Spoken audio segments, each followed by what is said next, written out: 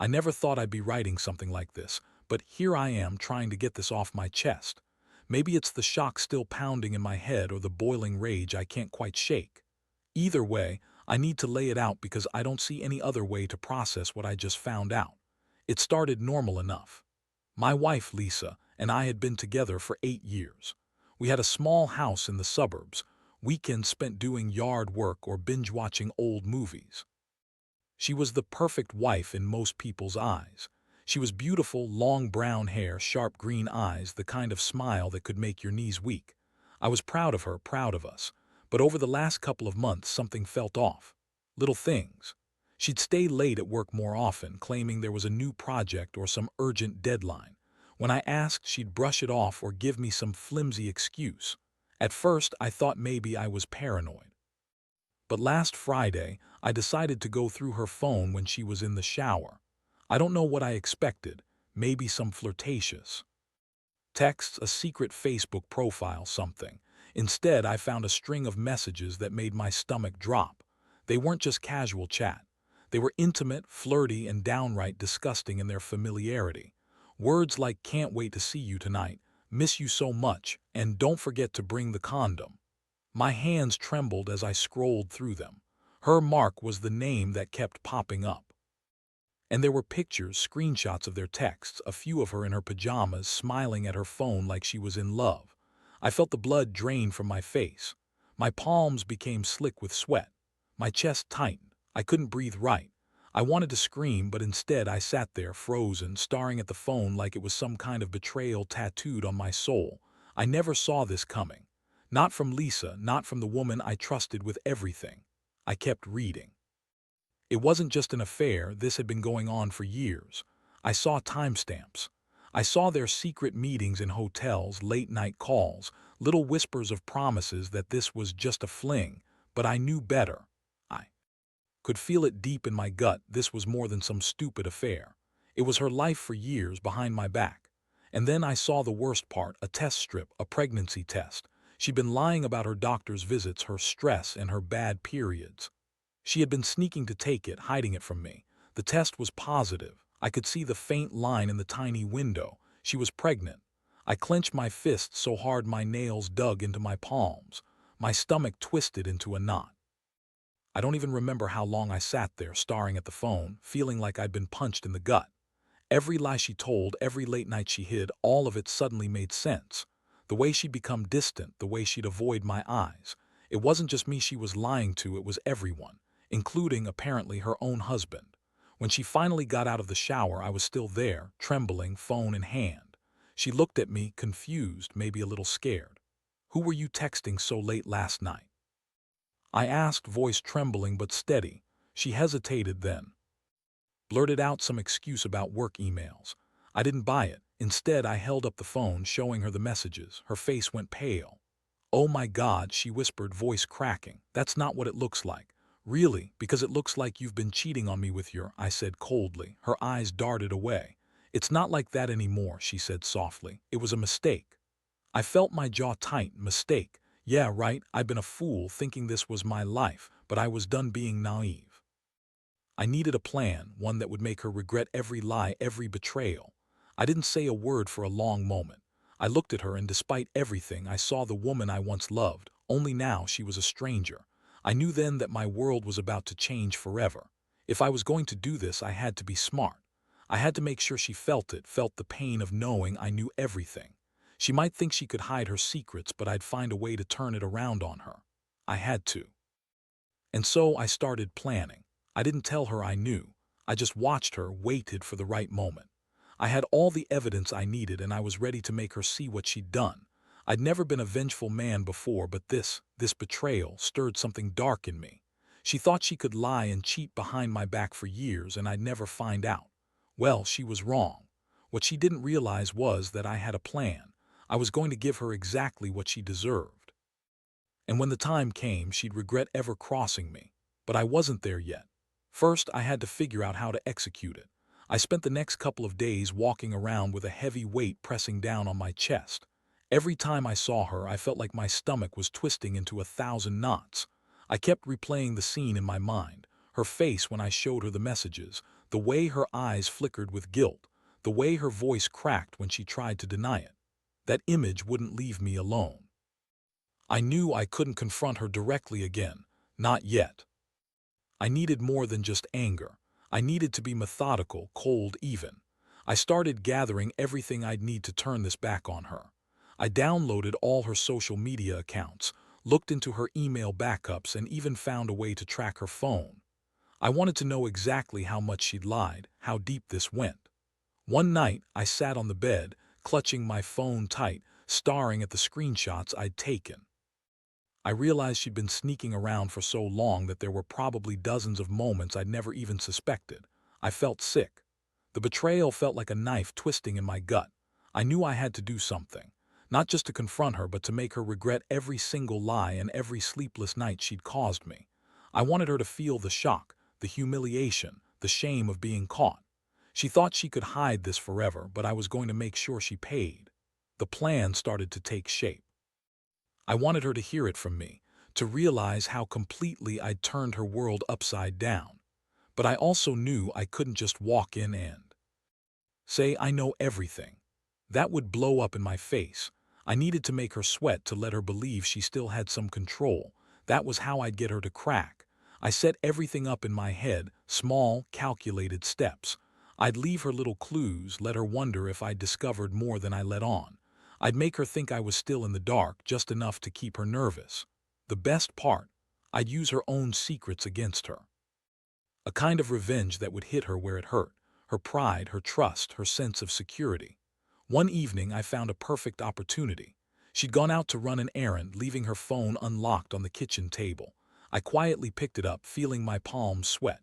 I had already installed a tracking app on her phone, so I knew exactly where she was, about 30 miles away, meeting Mark again. I'd seen the message notification pop up just an hour before. I kept my composure. I didn't want her to know I was watching. I just sat there, thinking about how badly she'd underestimated me.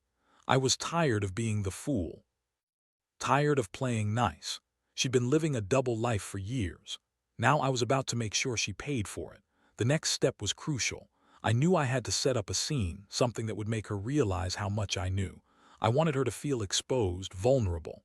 I had a plan to leave a few incriminating items in plain sight, things that would make her panic when she saw I'd been digging. I didn't want to just confront her outright. I wanted her to discover her own downfall, piece by piece. That night, I stuffed a cheap hotel in her purse, a used condom wrapper on her nightstand, and left her phone on the kitchen counter, with a few screenshots of her conversations visible on the screen. I didn't want to do anything destructive, just enough to make her realize I had all her secrets. I'd let her find them, and then I'd be waiting, ready to strike. The next morning, I woke up early, heart pounding in my chest. I knew she'd see it all soon enough.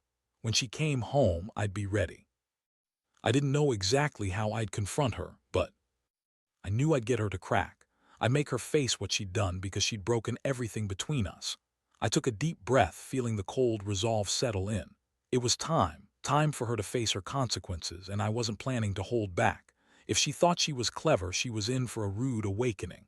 I'd turn her own lies into her undoing. That's what revenge was supposed to be: payback, cold and calculated. And she had no idea what was coming.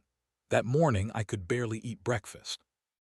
My stomach was tied in knots, a mixture of adrenaline and pure rage. Every time I looked at her, I felt this burning urge to shake her, to tell her I knew everything. But I kept my cool. I knew that if I lost it now, I'd blow the whole thing. I needed her to start unraveling on her own, to realize she'd pushed me to the edge, and I was about to push back hard. She left early, said she had to meet a client at the coffee shop. I watched her walk out the door, my hands trembling slightly, then immediately got to work. I had left the incriminating items exactly where I planned: her purse, the bedside table, the kitchen counter. I knew she'd see them eventually, but I wanted her to see them all at once, to realize I'd been watching her every move. I sat in the living room, sipping a glass of water, trying to breathe evenly. My mind raced through every possible reaction she might have. Would she deny it? Break down? Or maybe convince herself she could lie her way out of it? Whatever she did, I was ready. I'd planned for this moment. About an hour later, I heard her come back. She looked tense, her face tight, eyes flickering around nervously. I kept my expression cold, unreadable. She paused in the doorway, then slowly moved toward the kitchen. That's when her eyes landed on the items I left out. Her breath hitched audibly. Her hands started to shake slightly. She reached for her purse, eyes wide with panic. She saw the hotel first, then the condom wrapper, and finally the screenshots on her phone's screen. Her face went blotchy. I watched her, feeling a strange mixture of satisfaction and disgust. She slowly turned to me, voice shaky. You set this up. Did you really think I wouldn't find out? I asked, voice cold. For how long, Lisa? Years or just the last few months? She looked down, tears pooling in her eyes. This isn't what it looks like. I swear I didn't mean for it to get this far. Oh, really? You didn't mean for her to get pregnant? You didn't mean for Mark to be your lover for years? Tell me, Lisa, how long has this been going on? She bit her lip, trembling, then whispered, Since before our wedding, I think. I was stupid. I thought I could handle it, that it would stay secret. I didn't want to hurt you, I swear. I shook my head slowly, feeling the anger boil to the surface. You didn't want to hurt me, that's rich. You've been hurting me for years, lying, sneaking around, sleeping with my best friend. And now you're just going to stand there and lie some more. She tried to speak but couldn't find the words. Her shoulders sagged, defeat written all over her face. I saw her at her weakest, and part of me wanted to break her, wanted her to feel every ounce of pain she'd caused me, but instead I took a deep breath and stepped closer. You've made your choice, Lisa. You want to live in this lie? Fine, but I'm done. I want my life back. You're leaving, and I want you out of this house tonight. Her eyes widened. Please don't do this. We can fix it. I'll do anything. No, I cut her off sharply. There's nothing left to fix. Not after all this. I hope that bastard Mark is happy with what he's got. You're not part of my life anymore. She looked like she wanted to say more, but she couldn't. Her shoulders sagged even further. I knew she'd realized her game was over. I handed her a stack of divorce papers I'd printed earlier that morning. Sign these. Leave tonight. Don't come back. And don't bother trying to contact me. If I see or hear from you again, I'll make sure everyone knows what you did. She looked at the papers, then back at me, tears streaming down her face. You're really serious? Dead serious, I said. You threw away 8 years for a quick fling, hope it was worth it. She grabbed her purse and left without another word. I locked the door behind her, my heart pounding. I didn't feel victorious, not exactly, more like numb. Still, I knew I'd done what I had to do. As she drove away, I looked around the empty house, feeling the weight of the betrayal settle into my bones. I just severed the biggest connection of my life, my wife, my best friend, my future. It was painful, but also a relief. I'd been blind for too long, and now I had clarity. No more lies, no more pretending. I took out the divorce papers and put them on the kitchen table. It was time to move on. And somehow, in the middle of that chaos, I found a strange sense of peace. I'd end this chapter with a clean break, no matter how much it hurt. This was the start of my new life.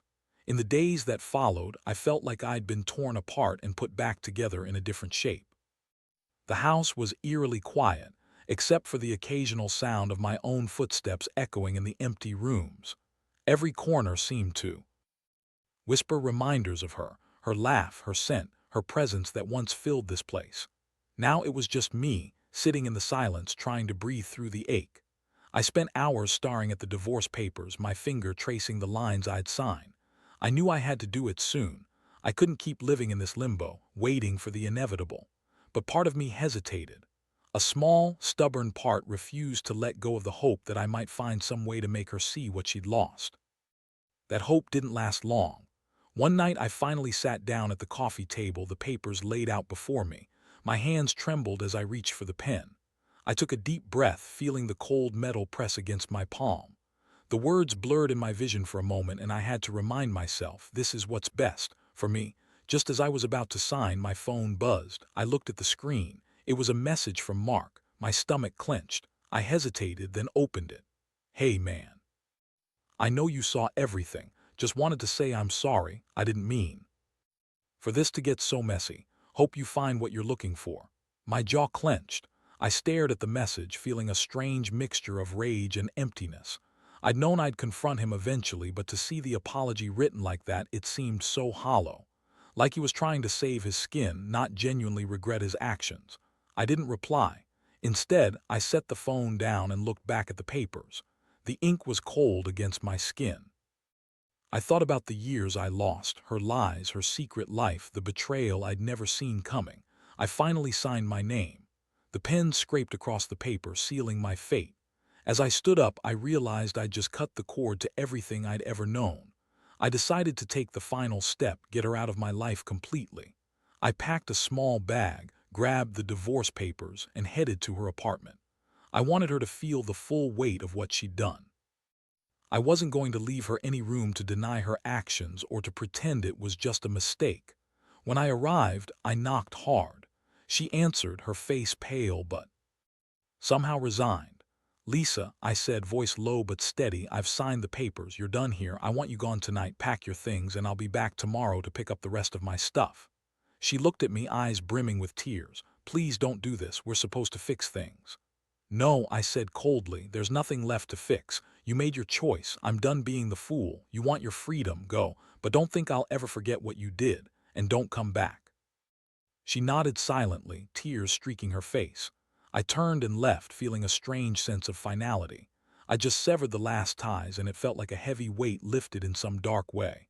Driving away from her place, I looked at the city lights blurring past. The ache in my chest was still there, but a flicker of relief was starting to burn through. I'd taken control again, even if it cost me everything. Back at home, I made one last call to a lawyer to finalize the divorce. I handed over the signed papers and the keys to the house. The process was swift. I didn't want to drag this out. I wanted it over with so I could breathe again. As I watched her sign her part, I felt a strange calm settle inside me. I'd done what I had to do. Now the only thing left was to pick up the pieces and rebuild. And I knew deep down I'd never let her or Mark or anyone else get that close again. Trust was broken, and I'd learned my lesson. Never ignore the signs, never stay silent. Sometimes betrayal is a wake-up call, and sometimes it's just the beginning of a new life. So I walked out of her apartment, the door closing behind me for good. I took a deep breath, felt the cool night air fill my lungs, and decided this was the start of something better. Because if there's one thing I learned, no matter how dark it gets, you have to be willing to walk away to find your light. The weeks that followed were a blur of unfamiliar quiet and slow healing. I stayed mostly alone, avoiding the mirror, avoiding my phone, avoiding social media. Every night I'd lie in bed, staring at the ceiling, trying to piece together how everything spun out of control. I thought about her, Lisa, how she'd betrayed me, lied for so long. It felt like a punch to the gut every time I remembered her smile, her touch, the plans we made. But somewhere deep I knew I had to find a way to move on. I couldn't carry this bitterness forever. Still, I couldn't help feeling the sting of it all, how she'd shattered the trust I once thought unbreakable. I'd trusted her with everything, and she'd turned out to be someone I didn't recognize. Worse, she'd lied for years, and I'd been blind to it. One day, I decided I needed clarity. I booked a session with a therapist. Sitting across from her, I finally let myself feel everything, the anger, the confusion, the grief. I told her about the evidence I'd found, the sting of betrayal, the heartbreak that seemed to cling to every part of me. She listened patiently and then said something that stuck with me. "You have to understand, trusting someone is like giving them a part of your soul. When that trust is broken, it's like a piece of you gets shattered. But the important part is what you do with the pieces after." That advice was like a slap of cold water. I realized I'd been walking around with shattered pieces inside me, trying to glue them back together. But I also knew I couldn't stay broken forever. I had to decide what to do next. I started focusing on myself, going to the gym again, reconnecting with friends I'd neglected, and taking up hobbies I'd pushed aside. Slowly, the anger began to simmer down, replaced by a quiet resolve. I wasn't going to let her destroy me. Not entirely. I had to find strength in my own shadowed corners, in the parts I'd ignored for too long. One night I was at a bar just trying to clear my head when I ran into an old friend, David. We hadn't seen each other in years. We caught up over drinks and I told him bits of my story, more for myself than anything else. He listened, then said something that resonated. "You know," he said, "sometimes the best revenge is just living well. Moving on, being happy, even if it's just for yourself." She might thought she had control, but in the end, the biggest power you have is how you choose to carry on after all this. That struck a nerve. I realized I was tired of being the victim, tired of feeling like I was just waiting for the next blow. I decided to take control. I found a new job, one that challenged me, one I genuinely enjoyed. I started dating again, cautiously but with a sense of ownership, like I was reclaiming myself piece by piece. I also began to confront the harder truth, how much I'd trusted, how much I'd loved, only to be betrayed so thoroughly. But I refused to let that define me. Instead, I used it as fuel, fuel to rebuild, to grow, to become stronger than I ever imagined. One evening, I sat on my balcony, watching the city lights flicker. It was quiet outside, peaceful in a way I hadn't felt in years. I thought about Lisa, about Mark, about how fragile everything had been. I knew the scars wouldn't heal overnight, but they'd be there, a reminder of what I'd survived. I pulled out my phone and typed a message to her, something I'd never thought I'd do. I didn't send it, but writing it out helped me process. It said, "I hope you find what you're looking for. I'm finally finding myself again." That was the truth. I'd spent so long trying to fix what was broken, but now I knew sometimes the only way forward is to let go, to walk away, leave behind the wreckage, and focus on building something new. I learned a lot from this mess, about trust, betrayal, and resilience. And most importantly, I discovered that the real revenge isn't about hurting her back. It's about refusing to be broken by what she did. It's about standing tall, rebuilding, and showing that even after the biggest betrayal, you can still find your way back to happiness. I still have days when the pain creeps in, but I remind myself, I control my story now, and I refuse to let her rewrite it. Now, sitting here months after everything shattered, I realize something else, that the real victory isn't in getting revenge or even in moving on. It's in reclaiming myself. She thought her lies and betrayal could bury me, but I've learned to stand tall amidst the wreckage. I've rebuilt my life from the ground up, brick by brick, and I can honestly say, I feel stronger than I ever did before. The house is quiet now, but it's a different kind of quiet, peaceful, almost liberating. I still get flashes of anger sometimes, especially when I see couples holding hands or hear about someone's happy ending. But I don't let it control me anymore. I've learned to accept that some wounds take time to heal, and that forgiveness isn't about her, but about freeing myself. I handed over the divorce papers to her that night, the final act sealing the end of our chapter. I watched her sign, her trembling hand telling me she finally understood she'd lost everything: trust, love, the life we built. That moment, I felt an odd sense of closure. Not happiness, but relief. The kind of relief that comes when you realize you're finally free from something that was slowly poisoning you. I also made it a point to let go of the anger I'd held onto for so long. I don't hate her, I just see her as a mistake I won't repeat. Instead, I forgive myself for not recognizing the signs sooner and for staying longer than I should have. Forgiveness isn't for her, it's for me. It's what allows me to breathe deeply again, to move forward without carrying the weight of what could been. Looking back, I see the lessons clearer than ever. Trust should never be blind. Sometimes the people closest to us are the ones capable of the deepest wounds. But betrayal doesn't have to break you. If anything, it can teach you to be smarter, more cautious, more resilient. I've learned to listen to my instincts and to value my own happiness above everything else. Today, I walk with my shoulders back and my head high. I no longer carry the shadows of her lies. Instead, I carry the lessons she gave me, lessons about strength, boundaries, and the importance of self-respect. That's what I want to tell anyone reading this. If you're in a similar situation, know this: you're stronger than you think. You can survive the worst and you can come out better on the other side. I still have scars, sure, but they're marks of survival, not defeat. I've learned that sometimes the greatest act of courage is simply walking away and refusing to be anyone's doormat. That's what I did. I took my power back, and I refused to give it up again. So to anyone stuck in a messy, painful betrayal, remember this: you don't need her or him to define your future. You're capable of rebuilding, of finding peace, and of creating a new life that's truly yours. It isn't easy and it never will be overnight, but if I've learned anything, it's that healing starts when you decide you deserve better. And I do.